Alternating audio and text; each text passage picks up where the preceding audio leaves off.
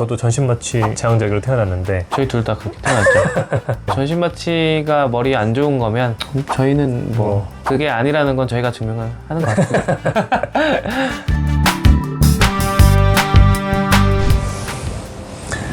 안녕하세요. 산소형제TV의 미니아빠 슈니아빠입니다. 오늘은 임산부분들에 관련된 주제로 임신 과정의 끝 그리고 육아의 시작인 분만 방법에 대해서 한번 이야기해보는 시간을 가져보도록 하겠습니다. 네. 이게 사실 되게 예민한 주제잖아요. 맞아요. 근데 분만 과정이 끝이라고 하긴 했는데 임신할 때부터 고민을 많이 하시는 겁니다. 어떻게 분만을 할지 사실 두 가지밖에 없긴 하죠. 네. 자연분만을 할지 제왕절개를 할지 이게 어쩔 수 없이 제왕절개를 해야 되는 경우가 있는 거 아니면은 대부분 이제 고민을 많이 하시는 것 같아요. 그래서 자연분만과 제왕절개 두 가지에 대해서 한번 알아보고, 그리고 제왕절개 하면은 뭔가 잘못된 분만 방법을 선택한 것 같은 죄책감을 가지시는 분들이 있는데 정말 제왕절개가 안 좋은 건지 그런 거에 대해서도 한번 알아보겠습니다.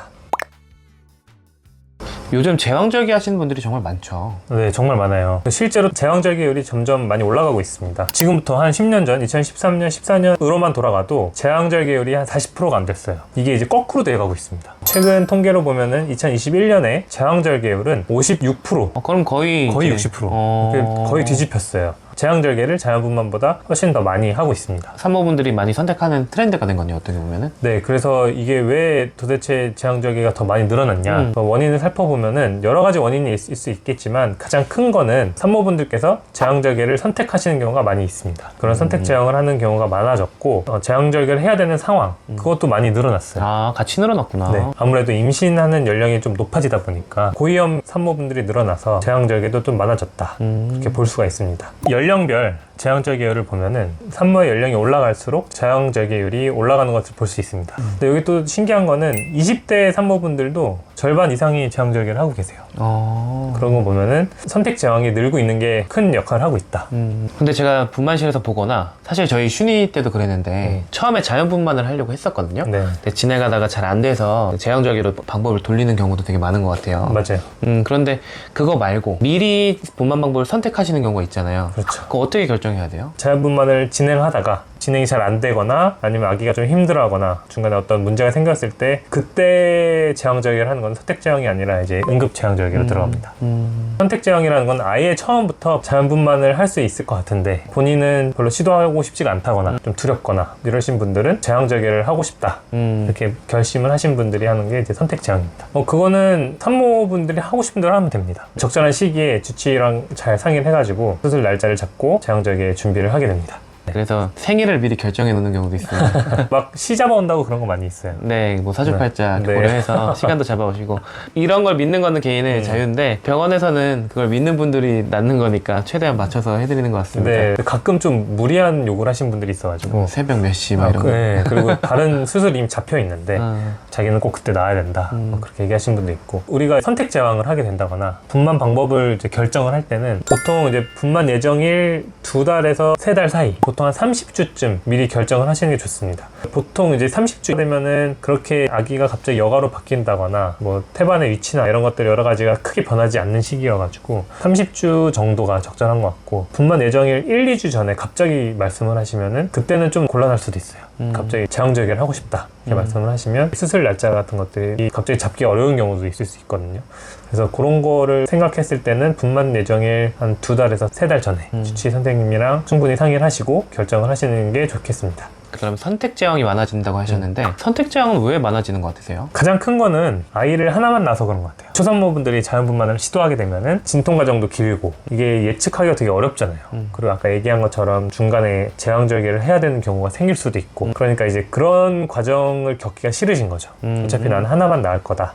그럴 거면 그냥 수술로 끝내자 이렇게 생각을 하셔가지고 선택 제왕을 하시는 경우가 꽤 있고, 또 출산휴가 써야 되는 경우, 직장에 다니고 있는데 자연분만을 시도하겠다 그러면 사실 이게 진통이 언제 걸릴지를 모르는 거잖아요. 너무 일찍 출산휴가를 쓰면은 너무 오랫동안 쉬어야 될 수도 있고, 그렇다고 계속 진통 생길 때까지 일할 수도 없는 노릇이고, 그래서 이제 아예 날짜를 잡아서 선택 제왕하시는 경우도 있습니다. 그렇죠. 저희가 지난번에 몇 번 말씀드렸지만 30대 이상 부부의 절반 이상이 맞벌이 부부시기 때문에 그런 가정에서 아이가 태어날 때 조금 더 계획적으로 아기를 낳고 싶어 하시는 게 출산휴가나 이런 회사 업무에 또 연관이 있는 것 같네요. 네. 근데 물론 자연분만의 경우에 경산모분들 둘째 이상은 첫째보다는 좀 쉽긴 해요. 그렇다고 쉬운 건 아닙니다. 통증은 이제 굉장히 심하고 근데 대신 그 과정이 짧고 그래서 본인이 이제 둘째나 셋째까지 계획이 있다 이렇게 생각하시는 분들은 자연분만을 하시는 경우도 꽤 있어요. 근데 이렇게 결정을 하고 나서 이제 막상 진통이 시작하잖아요.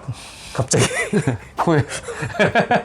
근데 이게 또 무통이 얼마나 잘 듣냐 안 듣냐도 있는 것 같아요. 맞아요. 무통 천국인 분들은 그나마 좀 편하게 하시는데 네. 이게 또 무통이 안 되는 분들도 있으니까. 네. 네. 그때는 이제 막 수술해달라고 막 소리 지르시는 분도 계시고 그러면 저희가 조금 곤란할 때도 있어요. 다른 분 수술하고 있는데 빨리 수술해달라고 하면은 사실 지금 당장 막 위험한 상황은 아니기 때문에 응급하게 해야 될 상황이 아닌 경우가 있거든요. 그러니까 그럴 때는 조금 기다려야 된다 이렇게 말씀드릴 때 의료진을 원망스럽게 보시는 경우도 있어요.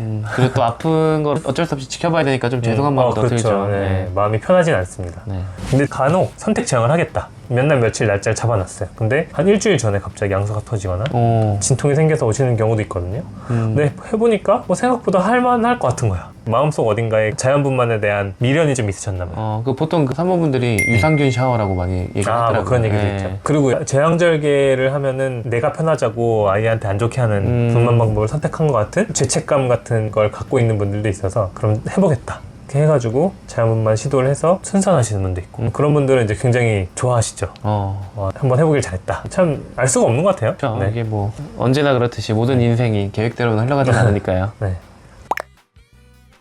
근데 제왕절개가 정말 나쁜가요? 근데 이거는 실제로 예비 부모님 뿐만 아니고 더 심한 거는 할머니 할아버지 세대 그분들이 훨씬 더 심한 것 같아요. 그분들은 이제 정말 제왕절개 하면 아기가 막 머리가 나빠진다. 아기가 나중에 면역력이 떨어진다. 이런 여러 가지 속설들을 얘기하시면서 예전에는 제왕절개를 해야 된다 이렇게 말씀드렸을 때 지금 꼭 해야 되는 상황인데 응급 상황인데 막 들어와서 본인 손주는 제왕절개를 하면 안 된다. 자연분만을 해야 된다. 막 이렇게 억지를 부리시는 분들도 계셨어요. 근데 그분들은 더 웃긴 게 무통도 못 맞게 해요. 무통하면 머리 나빠진다고. 뭐 본인 때는 뭐 마취도 없었다. 뭐 진통을 자기는 뭐 이틀 동안 하고 나왔다. 그렇게 얘기를 하시면서 강요를 하시는 분들이 있는데 저희는 정중하게 나가 계시라고 말씀드리고 산모분의 결정에 따라서 진행을 하게 됩니다. 제왕절개율이 50% 넘어간 거를 보면 그래도 이런 인식이 많이 없어진 것 같기는 한데요. 그래도 죄책감을 조금씩 갖고 계시는 것 같긴 하더라고요. 어쩔 수 없이. 네. 예. 근데 특히 전신마취에서 하는 제왕절개 같은 경우 의사들도 걱정을 많이 했어요. 그래서 맞아요. 역사적으로 이런 관련된 연구가 수십 년 동안 엄청 많이 있었거든요. 네, 맞아요. 전 세계에서 다 같은 고민을 했다는 게 정말 신기한 것 같아요. 네, 그래서 연구 결과를 쭉 돌이켜보면 애기한테 악영향을 끼친 결과는 하나도 없고 발달도 다 똑같다. 이런 결과가 나왔으니까 안심하셔도 좋을 것 같고 근데 이런 걸 또 안 믿으세요. 맞아요. 이게 아무래도 이름 자체가 자연분만 뭔가 자연스럽게 분만을 하는 게 제일 좋을 것 같다 이렇게 생각을 하셔가지고 그런 것 같은데 물론 이제 전신마취를 해서 제왕절개로 태어난 아이들은 처음에 태어났을 때 한 5분 정도까지는 조금 처져 있는 경우도 있는 것 같아요. 우는 소리가 좀 늦게 들린다거나 근데 하지만 시간이 지나고 나면 다 똑같고 전신마취를 한다고 해도 모든 준비를 다 해놓고 소독도 하고 선생님들 다 오셔가지고 정말 메스까지 딱 손에 쥐고 있을 때 마취과 선생님이 전신마취를 시작을 합니다. 그리고 이제 전신마취가 다 됐다는 사인을 주자마자 바로 절개를 시작을 해가지고 아기가 나오는데 길면 5분이에요. 이게 보통 수술하고 반대예요. 보통 수술 과정은 전신마취 먼저 한 다음에 그 다음에 수술 준비를 하잖아요. 그렇죠, 소독하고. 그렇죠. 네. 그래서 최대한 마취약이 아기에게 영향을 덜 주게 하기 위해서 많은 노력을 하고 프로토콜이 다 그렇게 돼 있거든요. 맞아요. 그렇기 때문에 더욱 더 걱정하실 필요는 없는 것 같아요. 네. 이거에 대해서는 마취과 선생님 나중에 초청해가지고 그래요. 네. 다른 전신마취 수술과 제왕절개 전신마취랑은 뭐가 다른지 그리고 또 무통주사 많이 궁금해하시잖아요. 이런 것도 한번 자세히 들으면 좋을 것 같아요. 네, 한번 기회가 되면 초청을 해서 그런 영상도 만들어 보겠습니다. 네. 저도 전신마취 제왕절개로 태어났는데 저희 둘 다 그렇게 태어났죠. 전신마취가 머리에 안 좋은 거면 저희는 뭐 그게 아니라는 건 저희가 증명을 하는 것 같습니다. 근데 이제 소아과 의사 입장에서는 아기들이 저산소성 뇌 손상이라는 게 있어요. 가장 흔하게 생기는 경우가 태반 조기박리라든지 아니면은 탯줄의 흐름이 안 좋은 경우가 있잖아요. 그런 경우에 아기들은 엄마 뱃속에서 탯줄을 통해서 산소를 공급하는데 숨줄이 막히는 거잖아요. 그렇죠. 그래서 그런 경우에 빨리 응급 제왕절개를 해서 아기를 밖에서 스스로 숨쉬게 해줘야 아기가 저산소증에 빠지지 않는 건데 그때 수술하면 안 된다, 뭐 버틴다, 뭐 그렇게 해서 자연분만 시도하시다가 오히려 아기 자기의 머리가 훨씬 더 안 좋아질 수도 있어요. 맞아요. 정말 되돌이킬 수 없는 장애가 남는 경우도 있기 때문에 이 얘기에 대해서는 다음에 한번 더 얘기를 드릴 거예요. NIH 얘기해서. 근데 마취약의 영향도 없다는 게 지금 연구 결과들이 다 증명을 하고 있는 상태고 그런 상황에서 굳이 그 마취약 걱정 때문에 정말 응급한 상황에 수술을 안 하시는 거는 오히려 아기에게 안 좋은 일이다, 안 좋은 선택이다라는 사실 꼭 기억하셨으면 좋겠어요. 선택 제왕을 하는 경우도 있지만 제왕절개를 해야 되는 경우도 있어요. 의학 용어로는 적응증이라고 부르는데 제왕절개에 적응증이 되는 경우가 어떤 게 있냐, 표를 보시면 알겠지만 굉장히 많은데 크게 두 가지로 나눌 수 있어요. 하나는 아기 측 문제, 아기가 여가로 있다거나 다태아인 경우나 이런 여러 가지 아이 때문에 제왕절개 해야 되는 경우가 있고, 산모 측 원인도 있어요. 예전에 제왕절개나 아니면 자궁 근종 수술 같이 자궁에 수술을 한 적이 있다거나 뭐 전치 태반이나 뭐 태반 쪽에 문제가 좀 있다거나 그럴 경우에는 자연분만을 시도하지 않고 제왕절개를 해라 이렇게 권고하는 사항들이 있는데, 여기에 정말 신기하게 산모의 요구도 있습니다. 그러니까 결국 선택제왕이라는 게 우리나라만의 문화가 아니라 산부인과 교과서에서도 얘기를 하는 네. 제왕절개의 선택 기준 중에 하나인 거네요. 네. 제한분만을 하는 그 과정이 너무 길고 이러면은 트라우마 같은 게 될 수도 있거든요. 사람들마다 이제 성향이나 받아들이는 것도 다 다르기 때문에 그런 것까지 고려를 해서 제왕절개를 선택을 했을 때 의사 입장에서는 그거를 받아들이고 수술 준비를 하게 됩니다. 우리가 이런 선택을 할 때는 잘 알아보고 해야겠죠. 그렇죠. 네. 자연분만과 제왕절개 두 가지 차이가 어떤지, 크게 다른 게 뭐가 있을까요? 일반적으로 아시는 거는 자연분만은 통증을 선불로 내는 거고, 그렇지. 제왕절개는 후불로 내는 거예요. 맞아요. 그게 큰 차이 중에 하나. 네. 네. 장점에 대해서는 많이 말씀드려도 좋지만 단점이나 뭐 합병증 이런 걸 정말 드물게 일어나는 합병증까지 다 설명을 드리면은 너무 무서워가지고 아예 분만을 안 하고 싶어 하실 수도 있으니까 간략하게 가장 흔하게 나타나는 그런 장단점에 대해서 좀 설명을 드리겠습니다. 아까 이제 선불 후불 얘기를 하셨는데 제왕절개 선택을 할 때 가장 큰 이유가 분만 과정 선불하기 싫다, 진통을 겪기 싫다, 그게 이제 가장 큰 장점인 것 같아요. 진통을 겪지 않아도 된다. 진통을 겪었지만 자연분만을 잘 하면은 상관이 없는데 다 겪고 수술까지 하면은 그럼 선불도 하고 후불도 내야 되는 거잖아요. 이중과세. 근데 그게 싫으신 경우가 제일 많은 것 같아요. 차라리 그냥 나는 확실하게 가겠다. 그게 제일 큰 장점인 것 같고, 반면에 제왕절개의 단점은 흉터가 많이 생긴다. 그리고 우리가 바늘로 조금만 찔러도 아픈데 거의 한 15cm 정도의 절개를 해야 되는데 그 부분의 통증이 생각보다 꽤 오래 간다. 그런 것도 있습니다. 아무래도 우리가 상처를 내고 절개를 하다 보니까 그 부위에 감염 생길 수 있고, 나중에 흉터도 꽤 크게 흉터가 생기는 경우도 있어요. 그 다음에 이제 수술 끝나고 나서 아무래도 이 통증 때문에 잘 못 움직이다 보니까 혈전증 같은 합병증 같은 것들이 자연분만보다는 조금 더 높다고 되어 있습니다. 그럼 자연분만의 장단점 뭐가 있어요? 자연분만의 장점이라면은 일단은 우리가 기대할 게 하나 있어요. 무통. 무통 청구. 무통 청구. 무통 주사가 정말 잘 들었다. 그러면은 걱정했던 게 하나가 줄어드는 거예요. 커다란 거 하나가. 진통 과정을 많이 편하게 넘어갈 수 있게 되는 거죠. 제 미니 엄마 같은 경우는 정말 다행히도 미니랑 미니 동생 둘 다 무통이 되게 잘 들어가지고 같이 좀 잘 수 있었어요. 무통 맞고 좀 쉴 수 있었는데, 그거를 하나 기대를 해볼 수 있는 거. 그 다음에 제왕절개에 비해서는 회복이 좀 더 빠르다. 출산 후에. 그리고 이제 배 흉터가 안 생긴다. 그런 상대적인 장점이 있겠습니다. 맞아요. 이게 신생아 시에서 보면 자연분만 하신 산모분들은 아기 보러 금방 걸어오세요. 그렇죠. 근데 어기적 오시긴 하는데 근데 제왕절개 하신 분들은 첫날은 못 가죠, 대부분. 네, 첫날 못 오시거나 오셔도 참고 휠체어 타고 오시기 때문에 그런 거 봐도 직후 회복에 대해서는 확실히 자연분만이 더 빠른 것 같긴 해요. 네, 퇴원도 자연분만 하면은 이제 분만하고 하루 이틀 뒤에 퇴원을 하게 되니까 훨씬 빠르다는 증거겠죠. 네. 그 다음에 자연분만을 시도하시는 분 중에 또 하나의 장점이라고 하는 거는 둘째 이후부터는 비교적 좀 수월하다. 그렇다고 쉽다는 건 아니지만 정산모분들은 분만 진통이 생기고 나서 아기가 나올 때까지 시간이 많이 짧아지는 경우가 있어서 자녀 계획이 좀 있으신 분들은 자연분만 시도를 많이 하십니다. 그렇죠. 뭐 수술은 2번 한다고 안 아픈 게 아니니까. 똑같이 아프죠. 네. 오히려 제왕절개 같은 경우는 여러 번은 못 해요. 왜냐면 이게 배 안에 유착이라는 게 생겨요. 유착이라는 거는 뭐냐면은 이제 우리가 상처나면 흉터 생기는 것처럼 배 안쪽에도 자궁이랑 이런 데 절개를 하고 난 자리에 흉터 같은 게 생겨가지고 주변 장기들이 이렇게 좀 달라붙는 거거든요. 자궁 앞에는 이제 방광도 있고 장도 있고 그래가지고 2번, 3번 하고 나면 방광이 많이 올라옵니다. 그래서 제왕절개 한 3번, 4번 하고 나면 이제 그다음부터는 이제 그만 임신하시는 게 좋겠다는 말씀을 드리는 경우도 있어요. 근데 요새 2번, 3번 하시는 경우는 흔하진 않습니다. 네. 그럼 자연분만의 가장 큰 단점들은 뭐가 있을까요? 가장 큰 단점은 진통이죠. 네. 배가 아프다는 거, 그리고 그걸 예측하기 어렵다. 음. 얼마나 내가 이 진통 시간을 겪어야 되는지 알 수가 없다는 거.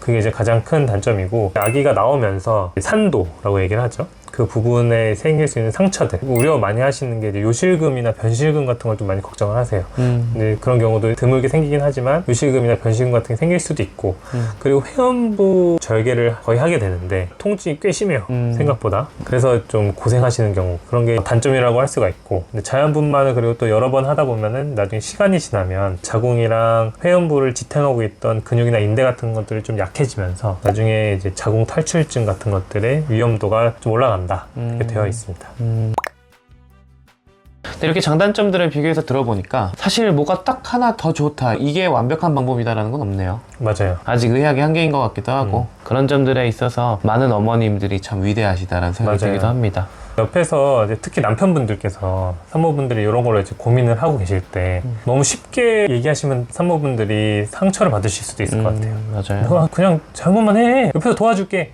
아무런 도움이 되지 않습니다. 그러니까 같이 좀 공부를 해주고, 얼마나 두려우시겠어요? 자연분만을 하든 자궁절개를 하든 요새는 워낙 많이 알고 계셔가지고 고민도 많이 되고 하니까 남편분들이 옆에서 너무 쉽게 생각하지 않으셨으면 좋겠습니다. 네. 그리고 결국 산모분 목숨을 걸고 하는 거잖아요. 그렇죠. 분만은. 네. 그렇기 때문에 산모분의 결정에 이제 모두가 다 존중해줘야 된다. 특히 이제 산부인과 의사 입장에서는 충분한 정보를 제공을 해드리고 충분히 고민하고 오셔라. 이렇게 말씀을 미리 드리고 산모분의 결정에 최대한 맞춰서 최선을 다해가지고 진료를 하게 됩니다. 그러니까 결국 저희 의료진들은 모두 산모분과 우리 아기들의 생명을 위해서 일을 하는 거잖아요. 그래서 그런 것들을 생각하면서 또 증명된 데이터를 가지고 말씀을 드리는 거니까 오해하지 않고 잘 받아들이셨으면 좋겠고요. 네. 그러니까 더더욱 주치의 선생님하고 상의하는 과정도 되게 중요하겠네요. 네. 오늘도 저희 영상 시청해 주셔서 감사합니다. 다음에도 예비 엄마, 예비 아빠분들을 위한 영상으로 찾아뵙겠습니다. 감사합니다.